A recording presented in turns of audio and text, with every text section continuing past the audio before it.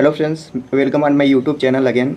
तो हम जैसा कि जानते हैं कि लोग एमएससी करते हैं, एमएससी करने के बाद नेट जेआरएफ देते हैं, नेट जेआरएफ के बाद पीएचडी करते हैं। क्या नेट जेआरएफ के बाद सिर्फ पीएचडी एक ऑप्शन हो रह पाती है हमारे पास, या हम नेट जेआरएफ के बाद कुछ और कर सकते हैं? एमएससी के बाद हम क्या क्या कर सकते हैं, क्या क्या अपॉर्चुनिटी है नेट जेआरएफ करने के बाद? ठीक है, तो आज हम उसी के ऊपर बात करने वाले हैं। सबसे पहले हम कॉमन क्वेश्चन लेते हैं जो मुझसे पिछले वीडियो में कुछ स्टूडेंटों ने कमेंट करके पूछा है कि भैया क्या आपने कोई इंस्टीट्यूट ज्वाइन कर लिया पीएचडी के लिए? तो अभी नहीं, मैंने अभी पीएचडी के लिए कोई इंस्टीट्यूट ज्वाइन नहीं किया अभी। कोई मुझे लगा नहीं, क्योंकि मैं कुछ और करने वाला हूँ। अगर नहीं होगा तो पीएचडी फिर कर लूँगा। फिर दूसरा क्वेश्चन था कि भैया क्या आप नोट्स बनाते थे? तो हाँ, मैं थोड़ा क्रिप्सी और शॉर्ट नोट बनाया करता था। थोड़ा सा क्रिप्सी और शॉर्ट नोट, मतलब जो चीज़ें मुझे आती थी वो मैं नहीं नोट करता था, जो चीज़ें मुझे लगती थी कि नहीं आती है, जो चीज़ें इंपॉर्टेंट है वो मैं नोट कर लेता था। और किसी ने पूछा कि क्या भैया आपका सिर्फ नेट हुआ है? तो नहीं, मेरा नेट के साथ साथ जेआरएफ भी हुआ है। मेरा 135 रैंक था फर्स्ट अटेम्प्ट में। तो चलिए अब बात करते हैं कि what to do after MSc या नेट जेआरएफ। तो लोगों को क्या होता है, लोग बीएससी करते हैं, बीएससी में भी वैसे ही पीछे पीछे जाके ले लेते हैं एडमिशन। फिर एमएससी करना ही पड़ता है, मास्टर करना पड़ता है। मास्टर के पास अगर बॉटनी से कर रहे हैं, जूलॉजी से कर रहे हैं, या किसी भी सब्जेक्ट से कर रहे हैं, वो नेट क्लियर करना चाहते हैं। उनको लगता है कि नेट क्लियर करके फिर पीएचडी करना। पीएचडी उनकी एक मजबूरी बन जाती है, नेट उनकी एक मजबूरी बन जाती है। मजबूरी में पीएचडी करना पड़ता है नेट जेआरएफ करने के बाद। ऐसा मुझे भी अभी 2 महीने पहले लग रहा था कि अब मैंने एमएससी कर लिया, नेट भी जेआरएफ भी हो गया, गेट भी क्लियर हो गया, तो मुझे पीएचडी करनी पड़ेगी। देखिए यहाँ पे बहुत लोग ऐसे होते हैं जिनका पीएचडी में कोई इंटरेस्ट नहीं होता है। जैसे मेरा अभी फ़िलहाल नहीं है, हो सकता है आगे इंटरेस्ट हो जाए। तो जिनको पीएचडी में इंटरेस्ट नहीं है वो क्या करें? उनका जेआरएफ भी है, उनके पास एमएससी भी है, तो वो क्या करें? तो देखिए यहाँ पे मैं आपको बताना चाहूँगा कि अगर आप जेआरएफ है आपके पास, तो जेआरएफ देखिए, study education is all about the knowledge. अगर आपके पास नॉलेज है तो आप कुछ भी कर सकते हैं। देखिए 2 चीज़ होती है, पीएचडी करें या जॉब करें। तो मैं कहता हूं कि अगर आप हायर एजुकेशन के लिए जाना चाहते हैं, अगर आप एक साइंटिस्ट बनना चाहते हैं, रिसर्चर बनना चाहते हैं, तो आपको एब्सोल्युटली पीएचडी ज्वाइन करना चाहिए किसी एक अच्छे इंस्टीट्यूट से। आपको पीएचडी ज्वाइन करने के लिए सिंपली करना क्या होगा, आपके पास जेआरएफ रहेगा, आप वहाँ का फॉर्म भरेंगे, आपको एक रिसर्च एरिया सेलेक्ट करना पड़ेगा, ठीक है। वहाँ पे रिसर्च प्रपोजल मांगेंगे आपसे, आपका इंटरव्यू होगा और आपका सिलेक्शन हो जाएगा। फिर आपका पीएचडी में जैसे ही इनरोल होंगे आपका रजिस्ट्रेशन हो जाएगा, आपको फेलोशिप आने लगेंगी। आप फेलोशिप का कम से कम 10 से 15% आपका काम, मतलब आप यूज करेंगे अपनी रिसर्च के लिए, और जो भी पैसा बचेगा वो आपका होगा। तो ऐसे आप रिसर्चर बन सकते हैं एक आप जेआरएफ के बाद। ये 5 साल के लिए आप पीएचडी करेंगे, ठीक है, 5 साल तक लैब में काम करेंगे। और जिनको अगर पीएचडी नहीं करनी है, जैसे मेरे बहुत सारे दोस्त हैं, बहुत सारे जूनियर हैं, इवन सीनियर भी, जो गलती से पीएचडी में इनरोल नहीं हो पाते हैं, 1 बार 2 बार, फिर बार बार ट्राई करते हैं, 2-3 बार 2-3 इंस्टीट्यूट में फॉर्म भरते हैं, लेकिन इनरोल नहीं हो पाते, तो वो क्या कर सकते हैं? तो उन्हीं के ऊपर मोस्टली हम अब बात करेंगे। देखिए आपके पास एमएससी है, आप मास्टर पास आउट हैं, ठीक है, आपके पास जेआरएफ भी है। अगर मान लीजिए जेआरएफ भी नहीं है, तो मास्टर पास आउट होने के बाद आप क्या क्या कर सकते हैं? जॉब की बहुत ढेर सारी अपॉर्चुनिटी है, आप कहीं से भी काम कर सकते हैं। देखिए जैसे पीजीटी टीचर हो गया, पीजीटी बायोलॉजी टीचर या कोई भी पीजीटी का टीचर, उसके लिए एलिजिबिलिटी क्या है? मास्टर। आपका मास्टर्स है तो आप पीजीटी का फॉर्म अप्लाई कर सकते हैं, वहाँ पे आप क्लियर करके आप एक टीचर बन सकते हैं। इनकम भी आपका बहुत अच्छा से अच्छा होगा। या तो अगर आपके पास जेआरएफ है तो आप असिस्टेंट प्रोफेसर का भी यूपीएचएससी, यूपीपीसीएस, बहुत सारे फॉर्म वैकेंसीज आती रहती हैं, आप वहाँ पे भर के आप असिस्टेंट प्रोफेसर बन सकते हैं। लेकिन इसमें गड़बड़ एक चीज़ ये होगी कि आप अगर एमएससी के साथ नेट जेआरएफ को लेके असिस्टेंट प्रोफेसर या टीचर बनते हैं किसी भी कॉलेज में, तो आपका हो सकता है कि आगे प्रमोशन ना हो। तो उसके लिए आप क्या कर सकते हैं, अगर तो आगे भी आप पीएचडी कर सकते हैं, आप जॉब ज्वाइन कर लीजिए, आप कहीं प्राइवेट से पीएचडी कर सकते हैं या कहीं से बाद में पीएचडी कर सकते हैं, ठीक है। लेकिन ऐसा है नहीं कि आपको पीएचडी करना मैंडेटरी ही है, आप पीएचडी नहीं कर पाएंगे तो आपको जॉब नहीं मिलेगी। जॉब देखिए सबको मिलेगी, जॉब की अपॉर्चुनिटी सबको है, बस आप में वो चीज़ें होनी चाहिए, वो जुनून होनी चाहिए, वो टैलेंट होनी चाहिए, आपको चीज़ों के बारे में पता होनी चाहिए। एक्चुअली मेन प्रॉब्लम यहाँ पे क्या होती है कि आपको जो भी वैकेंसी जाती हैं, जो भी जितने भी काम निकलते हैं, जितने भी प्लेसमेंट ये सब होती हैं, आपको पता नहीं होता है। जैसे अभी प्लेसमेंट की ही मैं बात कर रहा था, तो अभी जैसे आकाश हो गया, बाईजूस हो गया, अनअकैडमी, और बहुत सारे ऐसे ऐसे हैं जो प्लेटफॉर्म है टीचिंग के लिए हैं। इंडस्ट्री में हैं, बहुत सारे वैकेंसी निकलती रहती है। अभी मेरे जानने पहचाने में 4-5 लोगों का ऐसे ऐसे प्लेसमेंट हुआ और अच्छे पैकेज पे हुआ।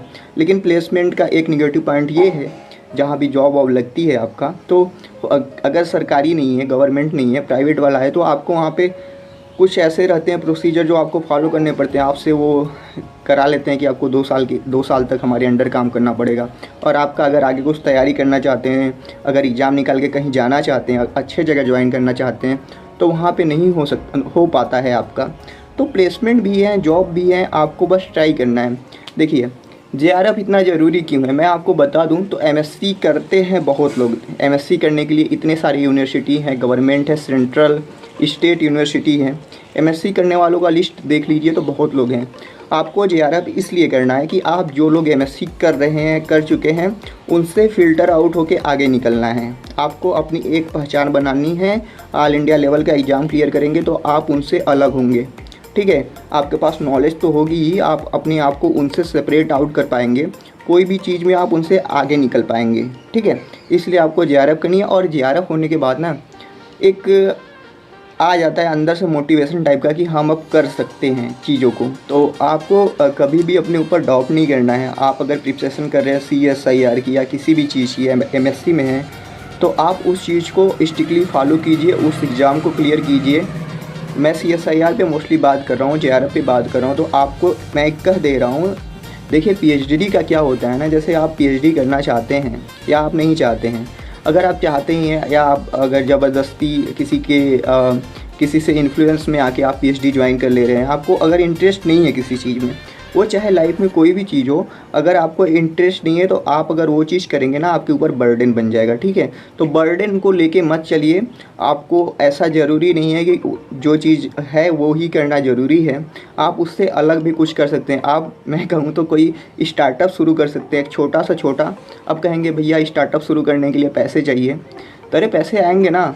अभी जैसे मैं अपना ही बताऊं, क्योंकि अपने बारे में बात करना, जो चीज़ें आप करे रहो ना उसके बारे में लोगों को बताओ तो लोग अच्छे समझते हैं। जैसे अभी मेरा जेआरएफ हो गया था, गेट भी क्लियर है, तो PhD के लिए मैंने कहीं का फॉर्म नहीं भरा। BHU रेट अप्लाई किया मैंने, बट मैं इंट्रेंस जो हुआ वो मतलब हम लोग का इंटरव्यू से था, तो इंटरव्यू में 10 सीट था और मैंने सीट के बारे में पता किया तो मेरे चॉइस का सीट नहीं था। वो एलगी फंजाई जो भी था, जो भी प्रोफेसर थे उनसे मैंने बात नहीं किया, तो 10 सीट के ऊपर 250 लोग गए इंटरव्यू के लिए। मुझे पता था इतने लोग जाने वाला। जब मैं जानता हूँ कि मुझे इंटरेस्ट नहीं है, मैं इंटरव्यू में जाके चाहे जितना थ्योरेटिकल चीज़ें बता दूँ, लेकिन लैब वर्क नहीं बताऊँगा तो नहीं होगा मेरा, इसलिए मैं नहीं गया। और दूसरी जगह PhD में सीटें बहुत देखिए कम निकलती है, इनरोल करने के लिए बहुत लोग जाते हैं। अगर आप में इंटरेस्ट है, वाकई आप इंटरेस्टेड हैं किसी चीज़ को करने में, PhD हो, टीचिंग हो, या कोई जॉब हो, या कोई स्टार्टअप हो, तो आप वहाँ पे जाइए, आप बिल्कुल सफल होंगे, 101% सफल होंगे। और मैं आज आपके सामने खड़ा होकर बोल रहा हूँ ना, लोग मुझसे, मेरा यहाँ तक कि आकाश और नीट फैकल्टी के लिए भी इंटरव्यू लास्ट कल ही था, 31 को मुझे कॉल करके बुलाया गया था, मैं नहीं गया। क्यों नहीं गया? गया होता तो शायद से हो जाता मेरा। मैं इसलिए नहीं गया कि मेरा छोटा से छोटा स्टार्टअप रहेगा, मैं अगर टीचर बन जाता हूँ, PGT दूंगा, UPHSC दूंगा, मैं ऐसा नहीं कह रहा हूँ कि मेरा सिलेक्शन हो ही जाएगा 100%, लेकिन इत्तू सा तो चांस है कि मेरा हो जाएगा। अगर हो गया तो वहाँ से इत्तू सा भी पैसे आएँ, अगर मेरा प्रमोशन ना भी हो तो मैं उन पैसों को इतना करने की क्षमता तो रखता हूँ ना, मेरे पास वो चीज़ें तो है ना, वो स्ट्रैटेजी तो है ना, मैं इतना कर सकता हूँ। और लाइफ में जीने के लिए ना पैसे ही ज़रूरी नहीं है ज़रूरी, लेकिन पैसे ज़रूरी, आपको पैसे हैं तो आप खर्च करने से पैसे बनाने की ओर ध्यान दे सकते हैं। अब जैसे मेरे पास ही कुछ पैसे आए, उससे एक स्टार्टअप तो शुरू कर सकते हैं ना कोई चीज़। अरे यार बकरी ही जिला लो। अब कहोगे कि भैया क्या बात कर रहे हैं, बकरी जिलाने की बात कर रहे हैं। 1-2 नहीं, 10-15 ही जिला लो, 10-15 से 150 करो, थोड़ा एरिया में बना लो, ठीक है। फिर उसको, अब तुम मत काम करो वहाँ की बकरी चराने लगो, वहाँ पे उनको देखभाल करने के लिए लोगों को रख लो, ठीक है, वो देखेंगे तुम्हारी इनकम। कुछ ऐसा काम करो कि आपका, देखिए एक चीज़ होता है आपका प्रोफेशन तो सबका होता है, my profession is like the teaching and studying, लेकिन अभी मेरा कोई बिजनेस नहीं है। आप लाइफ में तभी आगे बढ़ सकते हो अगर आप प्रोफेशन के पीछे पकड़ के बैठ गए। आप टीचिंग कर रहे हैं या आप कोई चीज़ कर रहे हैं, प्रोफेशन जो है आपका, प्रोफेशन जो है आपको 8 से 8, सुबह 8 से लेके 8 बजे तक आपको बिजी रखेगा। अगर लेकिन आप कोई बिजनेस करते हैं, कोई छोटा मोटा बिजनेस जहाँ पे आप इन्वॉल्व नहीं होते हैं, कोई दूसरा आपके लिए काम करता है और वहाँ पे छोटा छोटा इनकम आपको मंथली मिलता है, तो आप लाइफ में बहुत आगे बढ़ने वाले हैं। ठीक है, ये रहा मेरी थिंकिंग। और क्या होता है जेआरएफ के बाद, जेआरएफ करना ज़रूरी है, ज़रूरी नहीं कि पीएचडी में इनरोल हो। ठीक है, अपॉर्चुनिटी बहुत है, आपको मेहनत करना है, आपको थोड़ा जो लोग हैं ना, लोगों को क्रॉस करके थोड़ा आगे आना है। चलता हूँ मैं, आपसे मिलूँगा किसी और नेक्स्ट वीडियो में किसी और बातों के साथ। Thank you for watching this video. और हाँ, एक बात और, वीडियो पसंद आया हो तो लाइक कर दीजिए, चैनल को सब्सक्राइब कर दीजिए और अपने दोस्तों में शेयर कर दीजिए। ओके, रोज़ भूल जाता हूँ बोलना, लेकिन लाइक ज़रूर कीजिए।